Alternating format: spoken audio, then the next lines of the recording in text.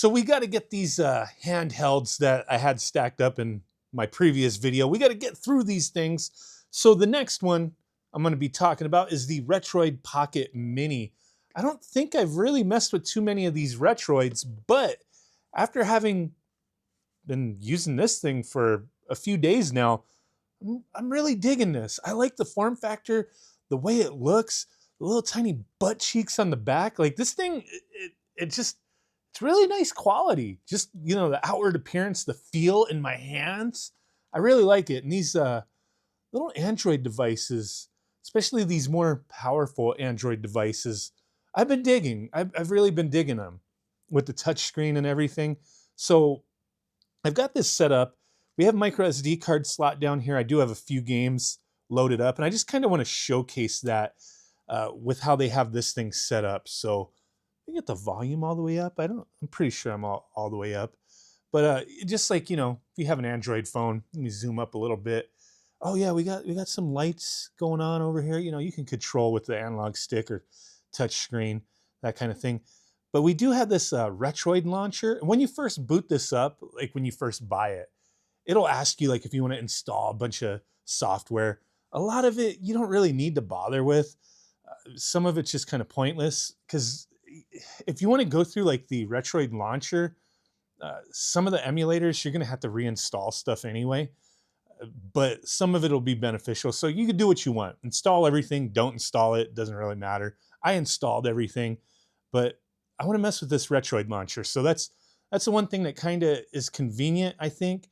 So when you get to this screen, there would be absolutely nothing on here. This is not a device that they ship with games included. So this is not something for those of you who want a device that comes pre-set up. You got to set it up yourself. So that's what I did. I installed a bunch of games, and it was fairly simple with this Retroid launcher. So the first thing I did was like I, popped in a micro SD card. You can use the built-in storage that it has. Real quick, this manual does say all the specs if you want to, kind of look at that. But yeah, it's got some decent specs here. You got a little bit of storage built in, decent battery life, that kind of thing. But there you go. Those are the specs. But I just want to mess with this thing. So to set this up, I thought it was simple. It could be a little better, a little more streamlined, but you just click this setup thing down here, and then it says create ROM folders at the top. You would click that, and you could choose either internal storage or SD card storage. I clicked SD card storage, and it just set up all the ROM folders. I could take the SD card out, put it in my computer, and just drop ROMs, right?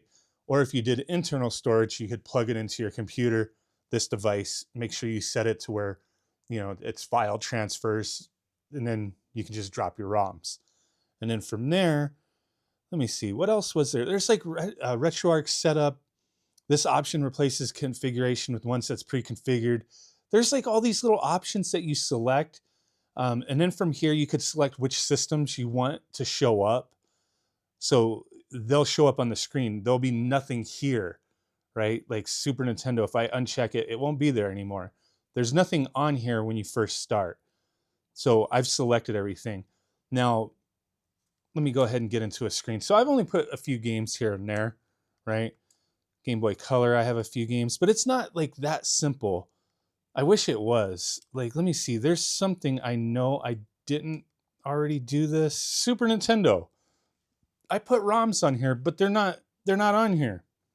When you put your ROMs in your SD card, you have to go on here and click ROMs, and then it says set game path. So I already have the ROMs in the Super Nintendo folder on the SD card, but I have to go to add. So it's not like simple. I wish there was something where you just click scan for all the systems. You have to do this individually for each system. So you click add SD card storage, and then you have to go find the folder that it's in. So it's Retroid Pocket Games, and then just select it, and then click scan. Click OK, and then it's just going to scan it. Then it's going to pull the artwork, and then it's like, okay, now let me see. Let me load a game.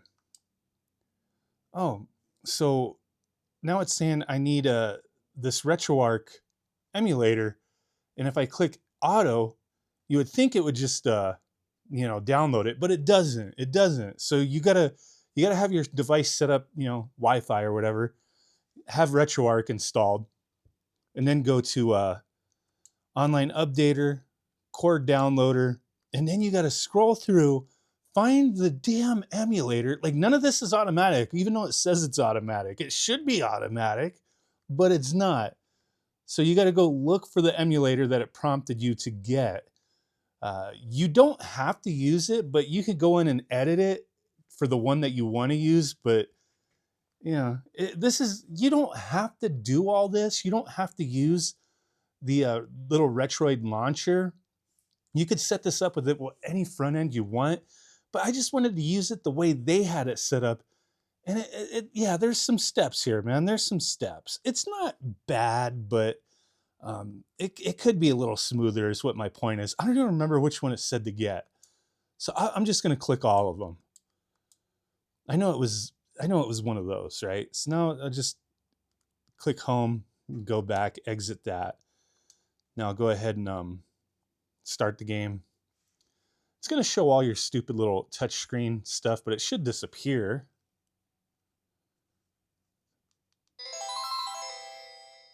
There we go. Press the button, it disappeared.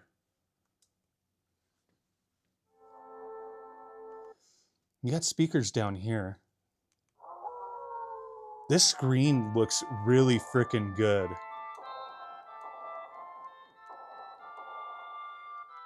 So I mean, I didn't want that to be like a tutorial on how to get this set up. Like I really didn't go in depth on it, but that's kind of the basics, right? Like there's multiple steps involved just to get your ROMs on here and to get them recognized if you want to use that launcher. It's not the most simplest thing, but it's not crazy difficult either.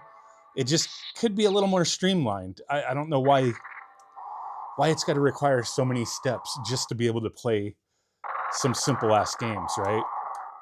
But there you go. And then we could just hit the home button twice and exit the game. So there we go. Let's check out GameCube real quick. I do like this setup the way they have it. It's not bad. It's not bad. Once you get accustomed to setting up each system individually, it's okay. Battle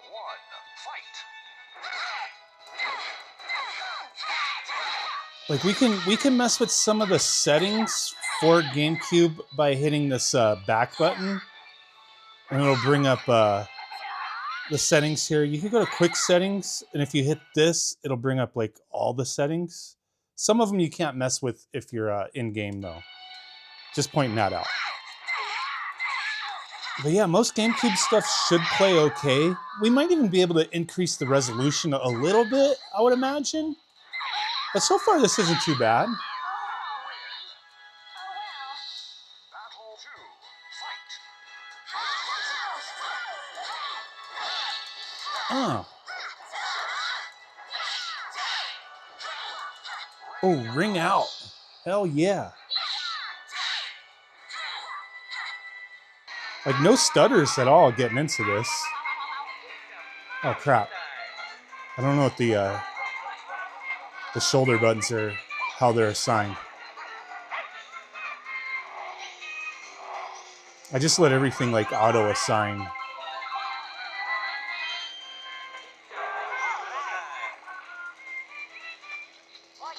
Oh, there we go. Take it easy. But man, look at this screen. It's freaking nice. Do I even have the brightness all the way up? No, I don't. Oh my God. Now I got the brightness all the way up. It was looking pretty damn bright, and I was like, I think like maybe 70%, 75%, maybe 80%, I don't know. Okay. All right, let's get out of there. What else did I install on here? Nintendo 64. Mario Kart 64. I just threw a few games on here real quick. Nothing major. Oh, okay. So a little Mario Kart 64. I mean, I think it's a little too much Mario Kart so far, but Looks good. Nintendo 64 is going to be no problem on a device like this. Come on now.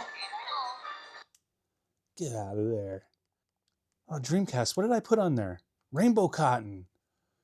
But yeah, I mean, I just wanted to kind of demonstrate real quick, like their little launcher that they have on here. It works okay. It works okay, but there's tons of other options. Man, those speakers are really freaking good on here.